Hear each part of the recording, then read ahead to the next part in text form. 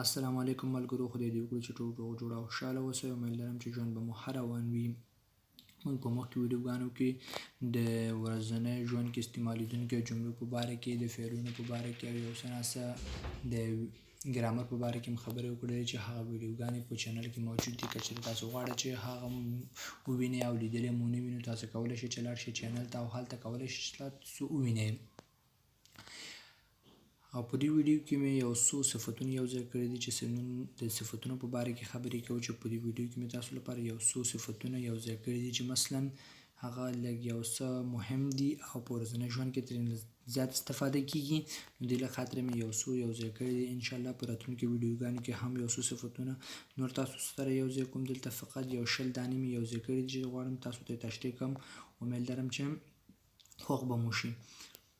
او اوس راځئ چې درس شروع کړو. که چېرې چینل مو سبسکرایب کړی نو چینل سبسکرایب کړئ او زنګ په علامه باندې کلیک کړئ او آل نوټیفیکیشن په علامه باندې کلیک کړئ چې هر وخت چې موږ ویډیو شیر کړو نو تاسو ته ورسیږي او تاسو کولی شئ چې هغې څخه فایده واخلئ. اوس راځئ چې درس شروع کوو. امر معنا تلخ، یو شی چې ډېر تیز وي، تلخ وي، هغې لپاره امر.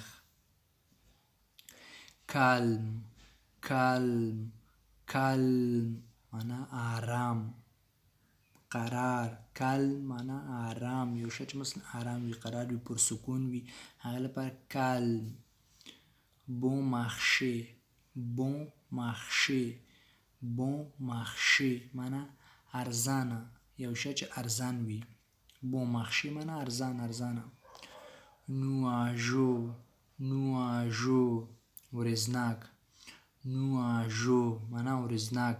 موږ تاسو مثلا هوا څنګه دی، وایو ولا ورځناک دی، نن ورځ دی. هغه ځایونو کې صفت هم استعمال کړو. نو فرانسوي ژبې کې د ورځناک په ځای به نواژو صفت استعمالوئ. فونسي معنا تیاره، یو شی چې مثلا تیاره وي. فونسي. کلیخ معنا روښانه، یو شی چې مثلا روښانه وي، روښانه. کلیخ معنا روښانه. دیفران معنا مختلف.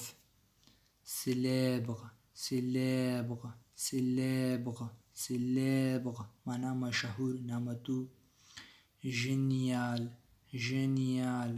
ژنیال معنا غوره، ښه. لوښ معنا دروند. ولیکن د وړه قوس کې چې مې او لیکلې ده دا معنا لري چې مثلا فیمینین لپاره کوي، یعنی فیمینین لپاره دا او استعمالیږي او که چېرې فیمینین لپاره نه وي نو بیا نه استعمالیږي. لکه لوښ نارینه لپاره لوښ استعمالي او مسکونه لپاره لوښ استعمالي، فیمینین لپاره لوغد، آخري او هم ورسره اضافه کړي. لیژې معنا سپک. لیژې معنا سپک، یو شی چې وزن یې کم وي، سپک وي، دروند نه وي.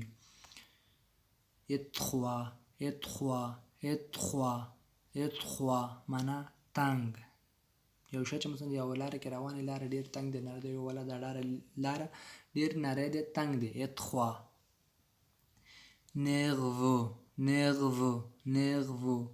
نرڤو معنا عصبي. دولوغو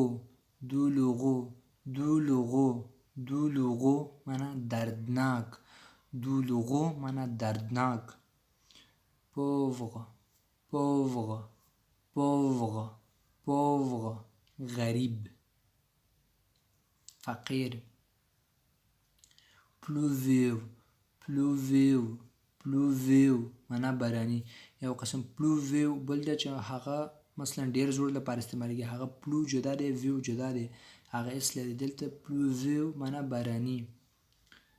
غیش معنا مالدار. کوریکت معنا سم، درست، صحیح.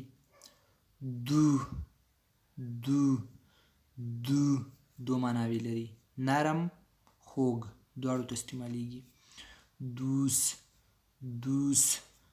دوس نرم، خوږ، دواړو معنا یو دی. دوس د دواړو معنا یو دی.